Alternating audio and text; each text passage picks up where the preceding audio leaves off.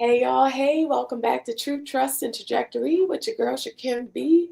Today I'm really excited to have Navi on the podcast. Do you want to introduce yourself to the audience? Sure. My name is Navi Bliss. I am a love and confidence coach, an inspirational speaker, and an author. And I would say my journey really started to become all of the things that I have and why I'm here today in childhood. So I grew up in a home with a mother that was physically and emotionally abusive towards me. And that really led me to grow up without self-esteem. Sometimes people remember they had a point in their life, in their childhood, where they were really confident and they felt really good, and then they lost that self-esteem. Mm. I did not have that. I don't remember a time ever in my childhood where I felt good or where I felt confident or where it was safe for me to feel good or feel confident. And that, of course, set me up to be in a place where I was just so desperate for love. I just wanted love. I wanted someone to love me. I wanted someone to prove my mother wrong, because one of the things that my mother would say to me is, no one is ever going to love you. No one is ever going to want to be with you. And I just needed to have someone choose me to prove her wrong. And so I ended up getting married really young. And when I did, my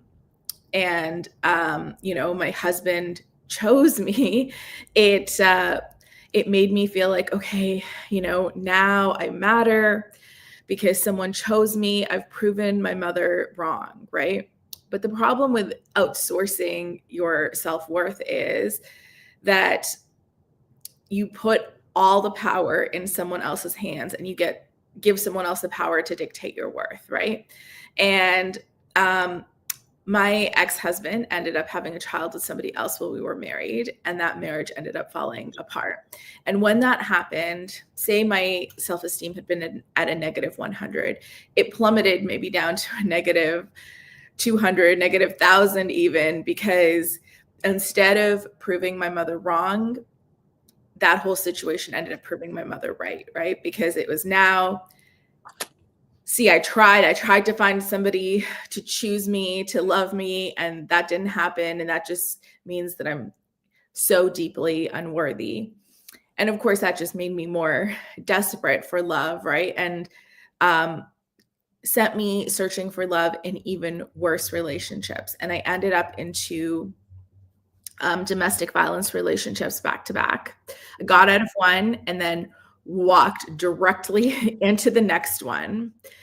And while I was in those relationships, there was that part of me that felt validated just to be in a relationship, because I felt so deeply unworthy myself that I needed to have the worth and validation that came from society by being in a relationship, by having another person that chose me.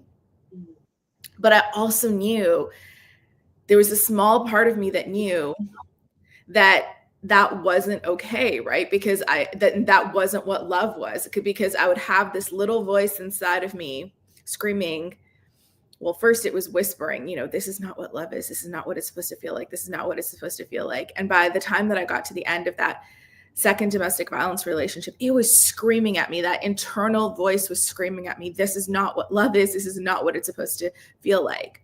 And I managed to get out of that with the grace of the universe, honestly, because I know that that is a very difficult time when you are trying to leave a domestic violence relationship, and it is the most dangerous time. And I got out of that. And that was when that voice inside of me had grown so loud that I had to listen to that voice.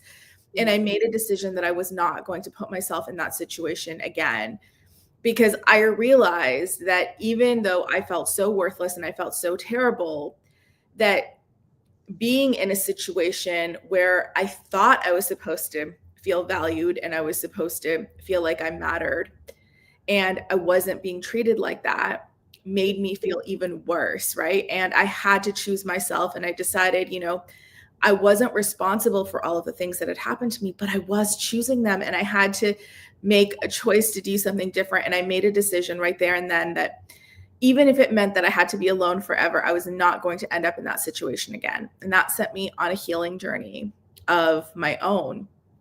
where it included therapy, included coaching. And through this, I learned, wow, I can actually give myself all of these things that I've been searching for outside of myself. I can actually give myself that love. I can actually give myself that validation. And then what happened as a side effect of that, which if anyone else has gone on this type of journey is not surprising, is that I actually started to attract all the healthy relationships into my life, from friendships to romantic relationships. And I started to get everything that I wanted, but it started with me giving it to myself. And this is what sent me on this journey of becoming a love and confidence coach, because I know what it's like to be in that place where you feel so unworthy and you feel so unloved, and you just are so desperate for that love and you're so desperate for that validation.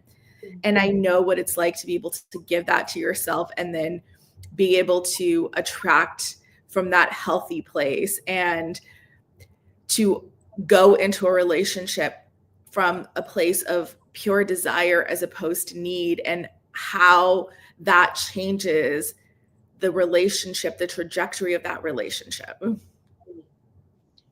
No, that's definitely, it's very valuable. Like you said a lot, and I do want to kind of go in a little bit deeper on a few things. But when you talked about, being able to give that to yourself first, I feel like a lot of people fall short on that, not intentionally, not because they, want to take for themselves, but probably because they haven't, been demonstrated or modeled of what that looks like you talked about earlier about,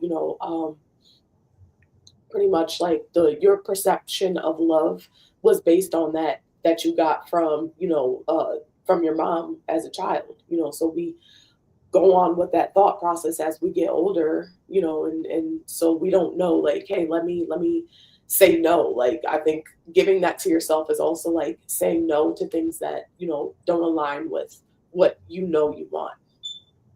So that was Yeah, definitely. and I mean our nervous system actually is wired to be attracted to what is familiar to us, right? And this goes back because our nervous system, biologically there have not been a great deal of vast changes to us as humans since caveman times, right? And so our brain is designed to help us to survive, not to thrive, right? So if you go back to those caveman times, right? If you went hunting down this one path every single day, and on that path there were two bears, and you knew that they weren't that big, and you knew where they were, and you knew you could either hide from them or you could outrun them.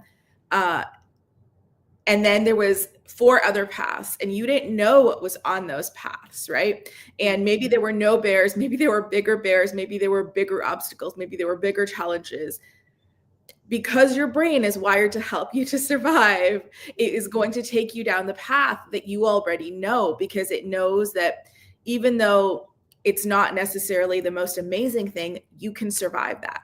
And when you grow up in an environment with abuse or neglect, or just even any sort of toxic environment, right? Because abuse doesn't have to happen directly to you. You could grow up in a toxic environment where perhaps your family or your parental figures weren't abusive to you, but they were to each other, were toxic to each other, right? And so you become wired for that. That starts to feel safe to your nervous system. And all of a sudden, when you are around someone that is kind, that is thoughtful, that is calm, that is caring, you're going to feel uncomfortable. It's going to feel weird. You're going to feel weird about that, right? And you're going to want to run away from that. Like, even though that's what you intellectually want, you're going to feel pulled away from that. You're going to feel pulled towards that other type of toxic abusive situation, which is why so many people, when they have relationship struggles, they can walk away from the relationship.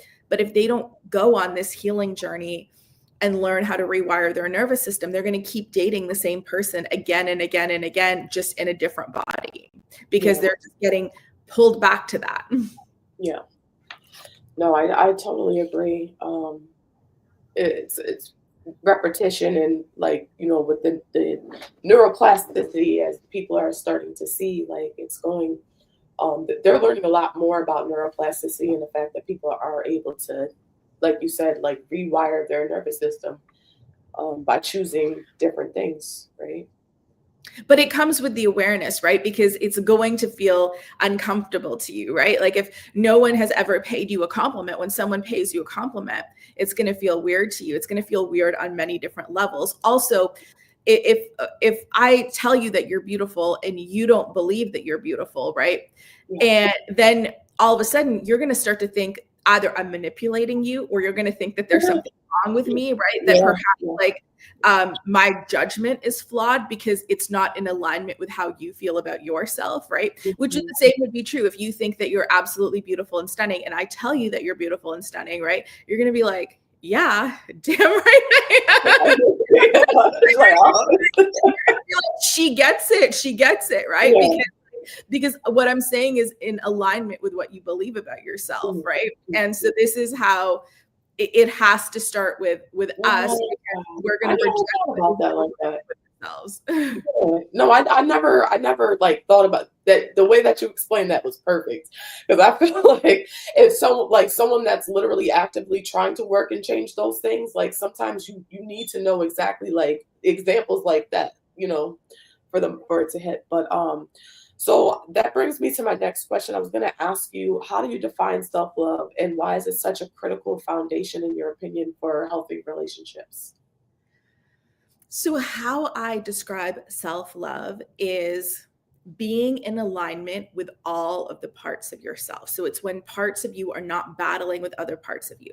Because self love doesn't mean that every moment you're going to wake up and you're going to look at yourself and you're going to think that you're the most gorgeous goddess that ever graced this earth. You're going to have moments where you think that, and you absolutely should, but you're going to have days where you feel like, some scourge that crawled over from the depths down under, right? And but it's just accepting that, right? Because you're going to have a day when you're sick with the flu and you feel terrible, you look terrible, and it's about accepting all of these parts of yourself and not being at battle with parts of yourself, because when parts of you are battling other parts of you, that is when you can't be at peace within yourself. So I describe self-love as inner peace. When parts of you aren't battling other parts of you, when you love all the parts of you that there are to love, and then you are so kind and so gracious and so accepting of the parts that perhaps feel less lovable to you, right? So there is alignment within all of those parts of you, and one part of you isn't trying to punish another part of you, and you're not creating this inner turmoil within yourself, right? And Yeah. why this is so important when it comes to relationships Mhm. is if you are not at peace within yourself, it is very hard to have peaceful and harmonious relationships. It is very hard to Mhm. attract them, and it is very hard to show up Yeah. as that calm, peaceful person in a relationship because you're in this inner turmoil with yourself, right? And you will get so mad, you will often unleash at other people, right?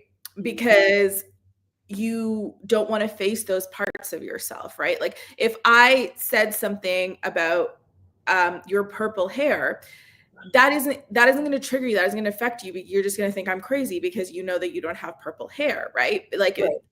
it's if I say something to you that actually is triggering you because you feel that way about part of yourself, that's Mm. gonna that's gonna ignite some sort of anger inside of you, right? Because Oh, that's that part of yourself that you can't face, that you are not in alignment with, and you're gonna unleash it onto me. yeah, yeah. No, that's a great explanation. I feel like I don't know if this even applies, right? But there's this thing, it's like you are who you attract who you are despite who you think you are. And that's kind of what that makes me think of, like the way that you explained it. Am I off or on? No, absolutely, because it's whoever you're in alignment with, right? And it's what you believe that you are worthy of, right? Because Mhm. you will also like if like because we all know that great treatment exists, right? That there are people that get treated really well. Oh yeah. We have the internet, we have social media, we see that, right? Yeah. But like, you will not even set your sights on that if you don't believe that you are worthy of that, because you'll be like, that exists, but not for me. Mm. So do you think people have a tendency of also like rejecting that which they don't have any evidence of? Like we were saying earlier about like oh my god, it just came to me and then I lost it. You were talking about like if someone says something that doesn't necessarily like agree with you or you don't agree with, right? As it pertains to like if you say, "Hey Kim, like your blue hair or whatever like freaking sucks." And if I'm like, "Ah, I don't have blue hair." Like is it like am I making sense? Damn, I feel like I just answered that Yeah. question. So okay. So basically, okay, if I said something about your blue hair, you're just gonna think that I'm crazy because you know that you don't have blue hair, right? But it Yeah. would be the same thing if I said that you were beautiful and you Mhm. don't believe that you're beautiful, right? You're gonna become skeptical of me. Either you're gonna think that I'm manipulating you in some sort of Mhm. way because Yes. I'm saying that to you, or you're going to start to think that there is something wrong with me and there's something wrong with my judgment. And you're going to start to feel very uncomfortable because you're not used to kindness and compliments and good things. Right. And this is often why, and also the one thing that people who've been in toxic situations, their nervous system is wired for this. Right. But okay, when you get butterflies with somebody, that is not a good sign. Yes, I learned that. Because butterflies are about uncertainty. That is when you feel very, very uncertain, but it's associated with fear. So you have those butterflies because you're like, wow, if I show up and I really tell this person I like them, they might reject me, right? Mm, There yeah. is You don't feel safe in their presence, or they could walk away at any time, and that's why I feel the butterflies, right? Mm, Whereas like mature, harmonious love is actually about peace, right? Which is why it allows you to grow so much as a person when you're in a relationship like that. yeah. But um, a lot of people will say, okay, like this person is showing up and yeah, they're nice, they're doing all of these things for me, but there's no butterflies, and there's no butterflies because they're consistent. They call every single time they say they're going to call you, they follow through with their word. And Mm, intellectually you might understand that that's what you want, but if you are not wired to be attracted to that and understand what mm, healthy attraction looks like, you're still going to go for the person that's giving you those butterflies because they say they're going to call you and then they don't call you, and then you're waiting and then they finally call you and you're like, oh my god, it's this relief it's because relief. they Yeah. finally called me. They'll do it again and again and again and again before and your nervous system is gonna be pretty much trash by the time they leave. No, but it's like it's already wired for that, right? So it Right. sees the safety in that, it sees the normalcy in that, and it's Yeah. also validating what you believe about yourself. Because this is the one thing that people don't realize. You will never allow somebody to treat you worse than you treat yourself. Ooh. You Shots fired, Navi. Shots fired. That is your upper limit. And this is the thing that I learned in this self-growth journey, right? And it's still a journey, even though I'm at this place where I feel like I'm at peace and I'm in love with my life and I'm very, very happy. But each year, even, through that, my tolerance of how people treat me and how they show up in my life is elevated more and more because my opinion of myself and how I feel about myself is elevated, right? And it doesn't mean that I have to do things in a harsh way because I don't get triggered in that way, right? But Yeah. it just means that when someone shows me the very first time, right? It could be a friend, an acquaintance, whatever, that they're not going to show up for me, that they're not going to be there for me because I believe that that's what I deserve. I just accept that and then I move away from that person, right? Because I know that what I'm allowing into my life is what I believe that I'm worthy of. And when I believed that I was worthless, it was my inner dialogue all day was me shit talking myself, right? Every time I passed by a mirror, I would be criticizing myself. I'd be in my inner dialogue. Every time I was in a room with people, I'd be saying things. So someone made a backhanded compliment or they said something terrible to me, it was never as terrible as what I was saying to myself. So I allowed it, right? The only time that it stopped, right? And even in those abusive relationships, why I was able to walk away is the abuse had to get bad enough that it had to surpass the level of the self-abuse that I was inflicting on myself for me to finally be like, no, I can't handle this. This is wrong. Yeah. Wow. That's like it takes, I feel like, a very elevated level of like self-awareness to get to that. You know what I mean? Because like just speaking quickly on like DV, um, being a person in that moment in it, like you find ways to like justify or excuse away the behavior, and it gradually gets worse, and then it's like, all right, well, maybe then you have like the hope that maybe it'll stop, maybe it'll change, maybe they'll feel bad. But when you actually have the realization, like, this is going too far left, like, I But gotta you're go. only able to justify it, right? When it comes to that, when it comes to any bad treatment of you, is because there is that part of you that believes that that's what you deserve, that can resonate with that, right? That is that part of you that is self-abusing. Yeah, exactly. And once that part starts to fade away, your tolerance for that will also fade away. It'll just be an absolute no right off the bat. The first tiny sign that someone treats you badly, you're going to be repelled. You're going to be turned off because it is not going to align with who you are. Exactly. And I definitely commend you, because like going from, that place to like this place, that's like everything. I love that for you. Yeah. And this is like one of the things I think like people struggle with, because everyone says you need to love yourself, you need to do this. But the thing is, and I mean, this is what I struggled with for a long time too, right? And because it's like, but how do you do that? Because going to the spa or getting your nails done, those are wonderful things. But at the end of the day, it's not stopping all of these other things that where you're self-abusing, where you're and you're not building up that self-worth, so you're not actually changing your self-concept, right? So this is where I came up with my 4 pillars of confidence, and this is the foundation basis of the work that I do.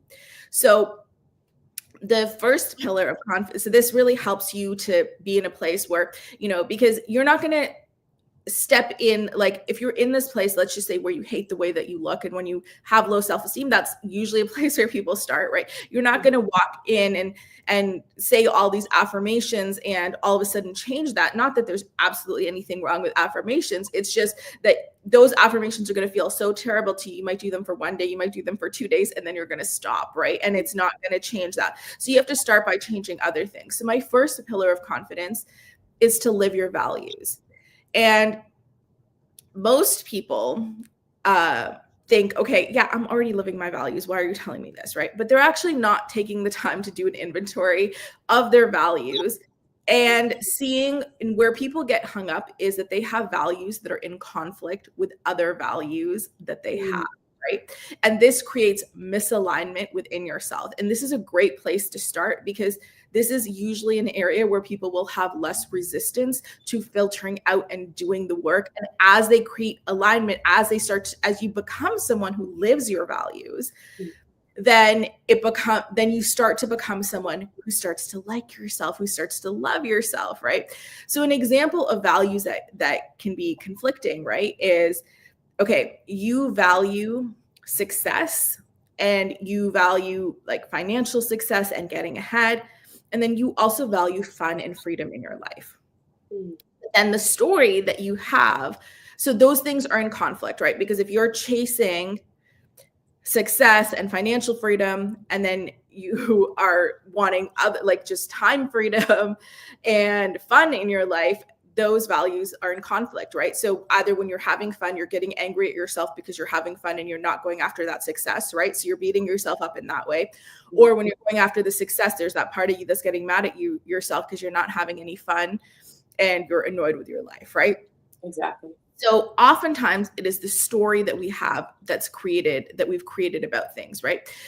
So it's because you've probably created a story about what success is, that isn't in full alignment with yourself, right? So this could be because it's a story that you heard or something that someone told you or what you've seen around you, where this is the only way to do it, right? Where it might be, I have to get up at 5 a.m. and I have to work like a dog until I drop at night. And that's the only way I can achieve success, right? Mm-hmm. And so when you have these values, and so that leaves no time for fun or time freedom or anything like that in your life. So when you have these conflicting values and you become aware of them, you have some choices, right, that you get to make. So you could drop it. You could drop one of your values. So you could drop the one of fun and time freedom, right? And then you're not beating yourself up about it anymore. And it's a choice that you're making. You could drop the one about success, or you could rewrite the story that you have about this, right? Because now you can start to say, hey, are there other ways to achieve success? Do I know people that, don't get up at 5 a.m., and go to bed at 1 a.m. and work till they drop, that have success in their life?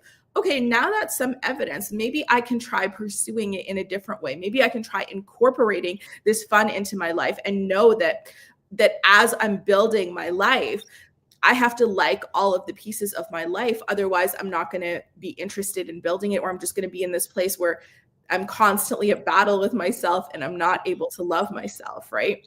Right. And so these are like, and another one that's another really common one is, let's just say you value physical wellness and you value physical health, but then you also you enjoy food and you want that sort of freedom, right? And so either you're busting your ass at the gym and eating super clean, not enjoying any food. And then, that part of you that loves food and loves to enjoy things, you're mad at that part of yourself, right? Or you're out there enjoying food and then you're mad at the part of yourself that wants that fit body and wants to be super healthy, right? And again, you can either drop one of these, right? You have a choice here, or you can rewrite the story. Maybe health and wellness includes a balance of all of these and you get to incorporate it and you get to feel good about it, right? So maybe you decide, okay, like that one day a week where, I have a caloric splurge that actually helps boost my metabolism. So that's helping my health. So I get to feel good about it while I'm doing it, right? And this is how you start to align your values and align yourself with your values, and you start to stop that internal battle and you start to feel better about yourself, right? And this is, I just think this is such a great place to start, because you're going to notice these things about yourself. You're not going to notice how. You're going to have to do like the deep internal work to figure it out. But the initial resistance doesn't come up when it comes to these things, right? Exactly. And then my second pillar of confidence is to cultivate self-trust, because you cannot love someone that you do not trust. And that starts with yourself. Mm-hmm. And how we lower our self-trust, and this also makes us, when we lower our self-trust, it makes us very difficult in relationships, because we become very harsh with our boundaries because we don't trust ourselves to uphold our boundaries. And what I mean with harsh with our boundaries is, when you have healthy boundaries, it doesn't mean someone can't ask you a question. It just means you're not going to get mad because they asked you a question, because you know that you're going to say no. And you trust and uphold your ability to say no. So if someone asks you, like, let's just say going to bed, at a decent hour is important to you, and someone asks you to go out late at night, you're not going to unleash on this person because they asked you. You're just going to say, no, I'm sorry. I don't do that because I need to go to bed at this time. Right. Because you trust you're going to unleash on that person when you don't know how to say no to them. Mm-hmm. And now it's their fault because they're asking you and because you feel bad. Right. So this is where you have to cultivate self-trust, and where we start breaking self-trust with ourselves. We do this in many, many ways. But one of the simplest ways is we make these lofty promises to ourselves, and then we break these promises to ourselves. So we don't even believe ourselves when we tell ourselves something. And the beginning of the year, this is the perfect time, because many people have set many, many lofty goals for themselves. Maybe they didn't work out at all, and now they're going to work out 4 hours a day. They're going to wake up at 4 a.m. They're going to do this. They're going to do that. And while setting goals is absolutely fantastic and it can be motivating, the reason that you're trying to set this 0 to 100 goal is because you hate yourself already. And so that's why you're trying to do a 180 in your life, right? You need everything to flip around, and you need it to change immediately. change does not happen that way. Change is incremental. It is always incremental. And at the end of the day, when you get to where you are going, you are not going to care about how long it took to get there, as long as you kept moving in that direction. But in your hastiness to try to make it happen, you're just stopping yourself from going anywhere, because you're just going to end up spinning your wheels, right? Mm-hmm.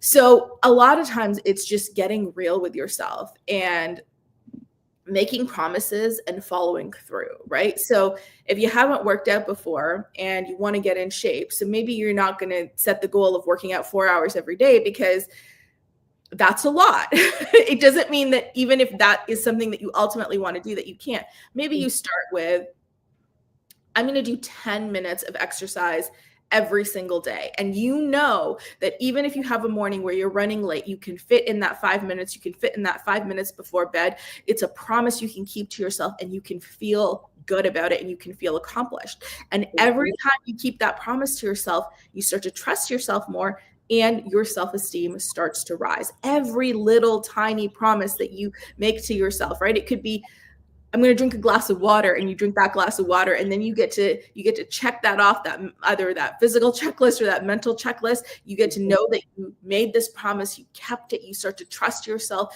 you start to trust your word, and you start to feel better about yourself, right? And then you can start doing this in bigger ways and see where you're breaking your promise to yourself in bigger ways. And the more that you're able to uphold your word to yourself in the tiny ways, the more you're going to be able to do it in the big situations. But it's not going to start in the big situations until you master how to do it in the little situations. Exactly. And then my next pillar of confidence is to live your passions. You are not going to feel good about your life. You are not going to feel excited about your life unless you are living a life that you are passionate about.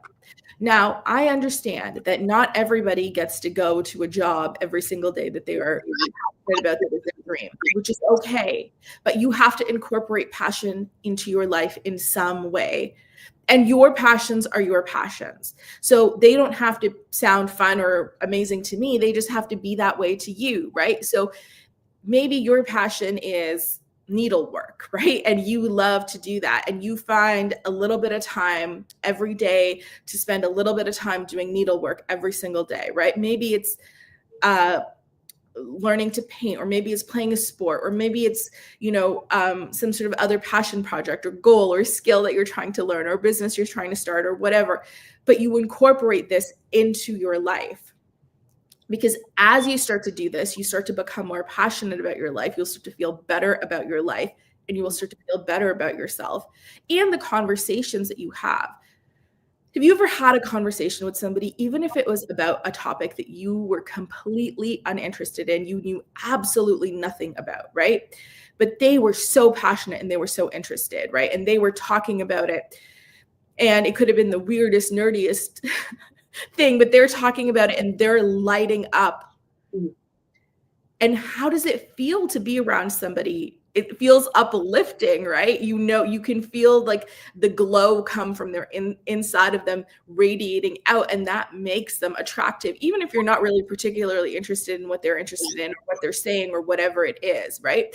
And when you know that you're radiating in that way, you will start to feel better about yourself, right? And as you start to put all of these elements of all of these things that you love in your life, you will start to love your life, right? And you will start to feel better and better.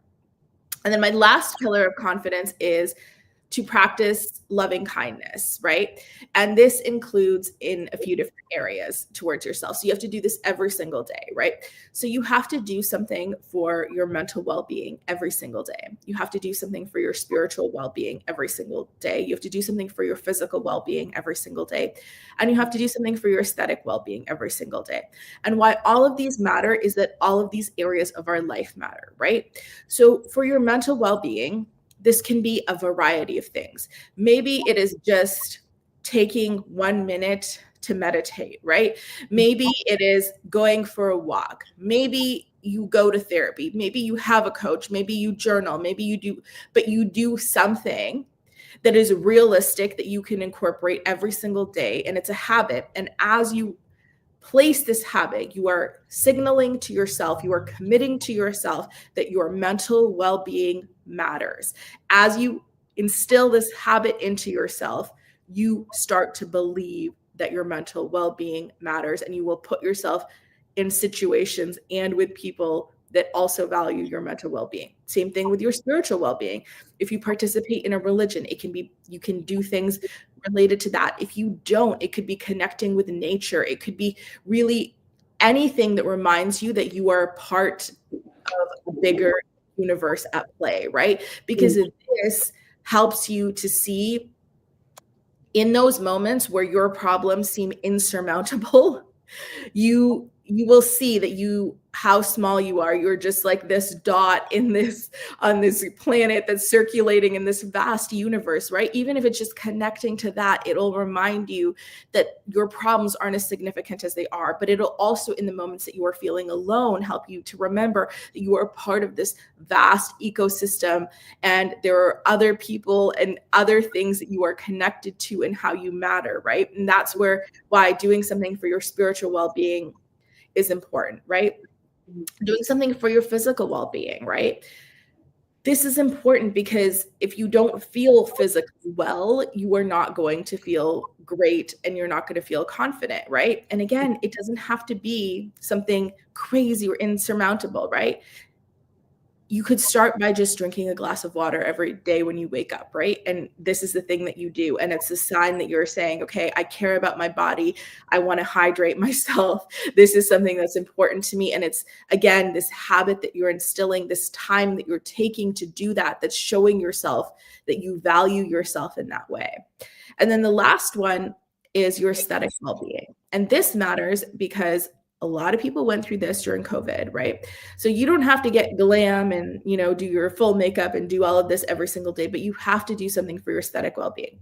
Because how many people didn't leave the house for weeks or didn't shower for a week during COVID? And how did you feel? You felt like garbage. If your neighbors saw you, you were running in the opposite direction. You did not feel good about yourself. So if you, at the very least, do not, wake up and feel fresh and clean, you are not going to feel self-confident, right? So this is something that the very least you have to do, wash your face, put on a fresh pair of clothes, right? And then whatever you do beyond that is fine. So that you're not, if someone knocks on your door, you're not hiding, pretending that you're not home because you don't want to be seen because you're so embarrassed. You have to be in a state where it feels good for you to exist, which means taking care of yourself on a basic level. Yeah. And that seems, for me, it seems basic, right? But then it's not, because for anyone that, does suffer from extreme depressive disorders, I have been there once before where it's I'm literally laying in bed for an entire week, so that it says a lot. And, it got to a point where once I started actually taking care of my mental well-being, I got a whiteboard for my kitchen. So I just would write make sure to eat today, Yeah, and it's the little things that make a difference. Like I said, right? When you're in that depressive episode, but the thing is, even if someone hasn't, I feel like everybody went through this during the pandemic, right? Where they did not take care of themselves very well and you did not feel good. And that's why even that basic getting up, washing your face, brushing your teeth, putting on, even if you're going to put on, another pair of pajamas, putting on a clean pair of pajamas, it will change how you feel. For sure. So the other question I was going to ask you was, what are some of the common misconceptions people have about love and relationships that you aim to demystify through your work? Yeah. So, I think one of the biggest misconceptions that people have is, I'm going to love myself when this person shows up for me. When someone comes and they treat me really well, then I'm going to love myself. Then I'm going to feel really good about myself, right? And one, it is very, very hard, as we already talked about, to even allow somebody in your life that is going to do that when you don't love yourself, because you're going to feel weird around this person. You're going to be sketched out by this person. You're going to think there's something wrong with this person, right? When they're showing up and they're being kind to you and they're treating you well, right? But let's just say you get past all of that. Then you also set yourself up to be in a place where you will tolerate garbage in that relationship. And the thing is, all abusive relationships don't always start off abusive. Sometimes it happens over time. And if you are placing all of your worth in that person's hand and in that relationship, you will not be able to walk away from it, right? And oftentimes, the best way to get the best treatment in a relationship is not by having to lay these ultimatums or anything on other people, but it's by having an internal ultimatum, right? It's by knowing yourself, I won't accept this treatment, because people feel our energy. And when you have this internal ultimatum,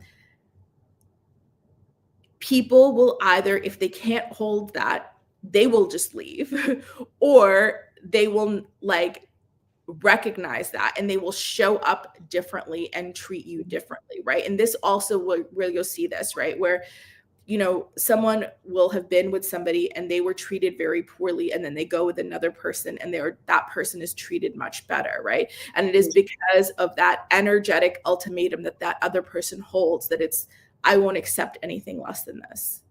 So it makes them just change. Yeah, if they can, right? Like not everyone can. So it's not your job to change anybody. And I'm not saying that it is, right? Yeah. But people are lazy, right? So the thing is, this is human nature. We all are this way. So if, you know, there's a faster, easier way to do something where you can do less and you can get away with it, you're not going to keep doing the most, right? Yeah. So in a relationship where that person even shows up doing the most in the beginning, but like you're willing to accept the bottom of the barrel bare minimum, and they start dropping certain things that they're doing over time, and your happiness or devotion to them or whatever doesn't decrease, they're not going to want to add those things back in, because it's human nature. Yeah, like, I was getting it for free before. Like, what's the problem now? No, this is like, this is easy. Like, oh, you know, I don't have to compliment this person. I don't have to buy them flowers. I don't have to do all of this. Like, I don't have to do anything for them, right? Like, I just show up every once in a while, or, you know, like, and there's that's enough. Like, why am I going to try even more, right? Exactly. And that's what when I talk about the energetic ultimatum, it's not that the other person is saying, you better do this or you better do that, but it's knowing that they appreciate it, they receive with joy. Because this is the other thing. When you feel unworthy, you don't receive with joy, and this makes it less desirable for the other person to give, right? Because if I wanted to send you a present and you know, send you something nice, and you believe that you just deserve nice things, right? And I send it to you and you get it, you're going to be like, wow, that's amazing. Like, that's so fun, right? If you don't believe that you deserve it, you're going to be like, no, don't send me that. No, I don't want it. And it's like, and you know, it takes the joy away from the person that is even giving the gift, or it is even doing the thing, right? And so this is where, when you value yourself, you are able to receive with joy, which means that it's a joy for the other person to give. And so you don't push away that aspect either. No, that makes perfect sense. So let me ask you, can you walk us through your process of helping someone transition from perhaps heartbreak and trauma to a place of confidence and joy? Yeah. I mean, so one of the first places, like I said, is I always start with my 4 pillars of confidence, right? And when I work one-on-one with someone, this is where I'm able to really dig deep with them. And this is where coaching is really powerful, because sometimes we can't see we can't see the areas of our lives. We can't see where our own blocks are. We can't see where we're getting hung up, and it's easier for someone else to see it, right? And this is why I still have my own coaches, and where I still have my own mentors, because areas where I'm hitting resistance, like I might have the awareness that I'm hitting resistance, but you know, they can actually dig in there and help me bust through it way faster than I can do it myself, right?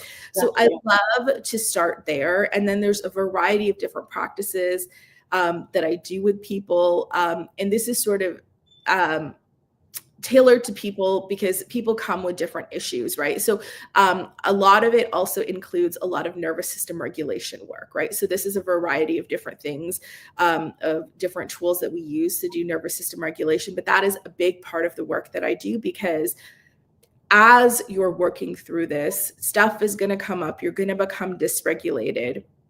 Yeah. You know, as you're transitioning from people not treating you very well and not feeling normal to you, to moving to people treating you well. And while that feels uncomfortable, how you don't reject it in those situations is you have to learn how to regulate your nervous system in those moments, right? So, so we do a lot of that. And then it's belief work, right? And it's stacking belief work on top of belief work so that you can start to create those better stories, those better outcomes, and start to expect the best, right? And that becomes the normal for you. I love that. So side question to that. In your experience, like how long would you, and I know you can't really logically put like a time on it, right? But let's say like if someone is in that process, what's usually the time level? Like, because I have my own theory. I think like, let's say you're in a relationship for 6 years, then maybe you might need like 6 years of therapy, but I don't know because everybody works a little different. But what's your take on that? So it's different for every person, and I wouldn't break it down in some sort of timeline like that. Okay, it's your readiness and your willingness, right? And this is the thing that I've learned, that all my clients move at their perfect pace, right? So I have worked with clients where their life has done a 180 in a year, right? Where, like, I have one of my clients, she came to me actually, and when she came to me, she wanted to work on the relationship that she was in, and we did an initial discovery call. And I knew that that was a toxic and unhealthy relationship. And I said, I would love to work with you, but I'm not going to help you work on this relationship because this is not a healthy situation for you. And she was very angry, but she walked away, and she, I guess, had calls with other people and realized that I was the only person that was willing to tell her the truth. And so she came back to me and said, okay, I do want to work with you. She decided to walk away from that relationship.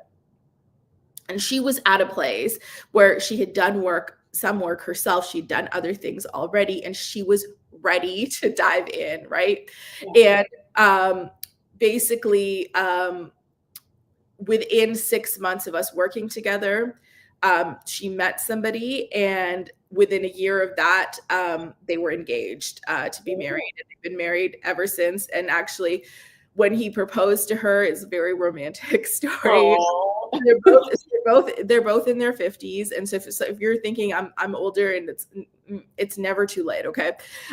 It's about what you're willing to allow into your life. And when he proposed to her, he gave her this beautiful ring, and then he gave her this card that looked really like old and weathered, right?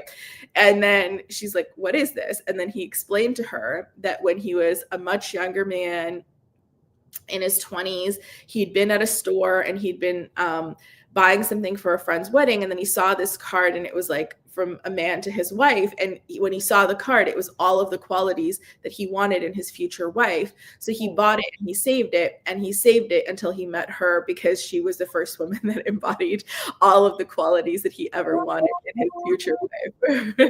That's so cute. I absolutely love that. So basically, the time is based on a person's willingness to actually do the work. Yeah, it's not even willingness, right? It's readiness. And there's different things that make people ready in a different way, right? Because I also have a client that I worked with for 2 years before she was in a place where she was able to leave the toxic relationship she was in and then start the healing like, I mean, we did healing. She had to heal enough to gain the strength to walk away from that, right? And the thing is, this is also a client who is very happy, but she had to go at her own pace. And this is the thing that I've had to learn as a coach, that it is not about me pushing people through. And I don't make promises that you're gonna, you're gonna meet your soulmate in 3 months, because that's ridiculous, right? Because it's ridiculous, because people move at a different pace, and you need to move at the pace that is the safest for you as well, right? Because your trauma is not the same as someone else's trauma. The place of your readiness is not the same as someone else's readiness. And that has nothing to do with your worthiness, right? Because some people could have been little bits of healing all along. Their trauma may not have been as severe as your trauma, or they're just at this pace. Like, everything moves at the pace that it should, right? And the fact that when someone comes for coaching, they are open, they are willing, they are ready, but it's just how fast their nervous system, how fast they're capable of going is different than another person. Wow, totally, I totally get that. And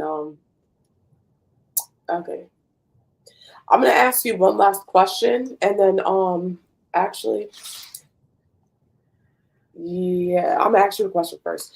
Okay, what advice would you give someone that feels stuck in a pattern of toxic or unfulfilling relationships? And I know you kind of went over this earlier, but if you could just maybe go a little deeper.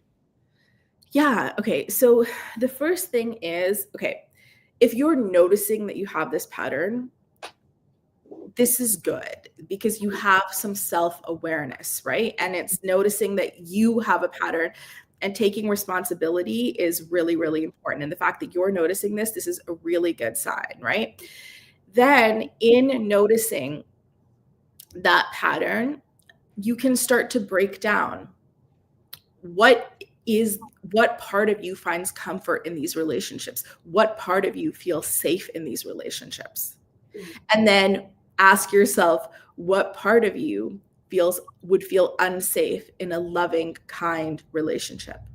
What part of you feels unsettled in that? And then just increasing your awareness around that is a really great place to start, right? Because that helps you actually really see, instead of blaming yourself, but becoming aware that you are choosing this, because there is a part of you that is aligning with that, right? And as you have that awareness, then you're able to start to take a step back and start to look at the bigger picture, right? Because you could just say, yeah, I chose all these people, and just blame yourself and dig yourself into a bigger hole of self-hatred. And that isn't going to help you step away from that, right? But the awareness is, and just seeing, oh yeah, okay, well,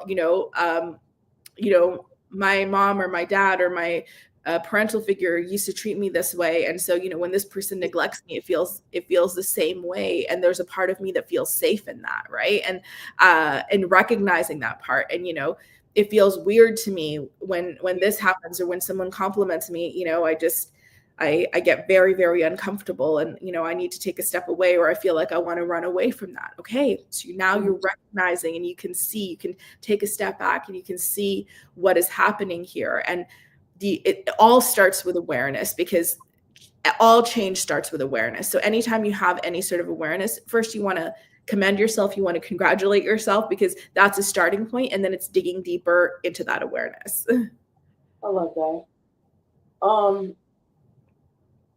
I'm going to put your website up on here, so if you could just tell me and tell everybody else too, where the audience can reach you, how can they connect with you, how can they retain you as a life coach, all of the things. Yeah, absolutely. Okay, so I'm just at Navi Bliss on all social media platforms, and my website is naviblisscoaching.com. So yeah, if you are interested and you want to reach out, if you just have a question, a lot of people, when you're in this situation, you might think, I'm not ready for coaching. And if you're not ready for coaching, but you just have a question, or you have something you want to share, reach out, because we can have a conversation. If you're not ready for coaching, you're not ready for coaching. But a lot of times, it takes a little while maybe of being in my world of seeing things. And some people, like I said, everyone's works at a different pace. Sometimes you're ready to dive in. And if you're ready to dive in, I offer a variety of group programs. I offer one-on-one coaching, and both have a lot of different benefits, right? In the group coaching, sometimes people bring up issues that you're not aware that you're having yourself, or maybe you're not at that stage yet. That person is 2 steps ahead of you, and you get to have that clarity for a place that you're not even at yet. So you get to have this learning, and that can be hugely beneficial as well, right? And I really strive to create safe spaces with really kind, vulnerable people. So that's not something you have to worry about. That's amazing. Is that correct? Scrolling down there. Yeah. Yeah. Okay. All right. Very good. So I'm gonna just close it out with this last question. What's been the biggest reward? What has been the biggest reward on your journey as of right now? So my biggest reward Mhm. is, as a coach right now, seeing my clients' successes, right? Seeing someone go through the whole journey that I went through, and then coming out at the end and feeling good and being happy and having all of the things that they deserve, and them knowing that they deserve all of that. That is so, so rewarding. And being able to share my story, right? I mean, this is also why, as a speaker, I go in and I share the details of my story, because I think that our suffering doesn't actually happen from the things that we're going through. It happens from feeling like we're the only ones that have gone through that, right? Like we're alone in that, right? Like we're special because of our suffering. You are special, but you're not special because of your suffering. Yeah. Yeah. No, I love that. And I appreciate you, everything that you contributed here today, like all of the information. I felt like I gained another perspective. When you talked earlier about, when you're not used to a certain behavior or treatment, like it, I'm like, wow, I feel like she's taught. I feel attacked. No, no, I'm still working on it though. But I want to thank all of the audience for watching, all of the information that you gave us today. If you guys enjoyed this episode, please make sure that you smash the like button, leave a comment down below. Tell me what your biggest takeaway was from this episode, and what are some of the ways that you are healing currently. Please make sure to also check the description box for more ways to get into contact with Navi, as well as her description. It'll be down in the description box, not the description, the bio. You know what I meant to say. Anyways, thank y'all for watching, and okay, bye.